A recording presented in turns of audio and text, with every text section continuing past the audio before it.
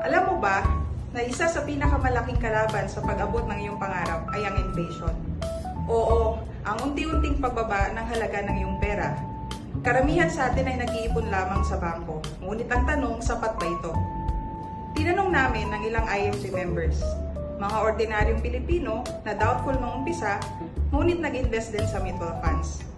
Ano ang rason? Para saan? Tara, alamin natin ang kwento nila.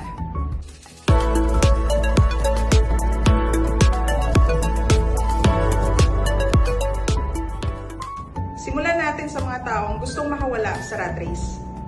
Nagsimula ako kasi ayokong umasa sa SS at pension pagdating ng retirement ko. So, nakita ko kasi sa parents ko na kulang talaga. Gusto ko pagdating ng 50s ay may pondo or may ipon na ako. Financial freedom yung goal ko. Ayan, freedom. Pero paano naman yung mga may pamilya? Nag-invest ako sa mutual fund kasi gusto kong magkaroon ng passive income. Nang sa ganon, meron akong katulong sa pag-iipon para mapaghandaan ko yung college education ng mga anak ko.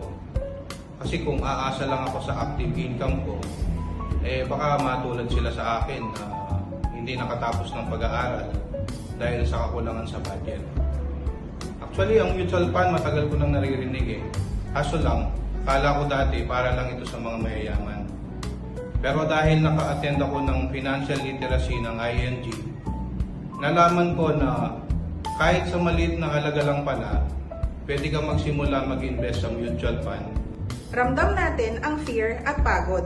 Pero paano naumpisahan ang pag-iipon at pag-i-invest? Honestly, takot ako sa stocks. Nalaman ko sa mutual fund na mayroong diversification. Meaning, don't put all your eggs in one basket. Nagsimula ako sa maliit lang, sa 1,000 piso lang. Diversification at emergency fund, napaka-importante.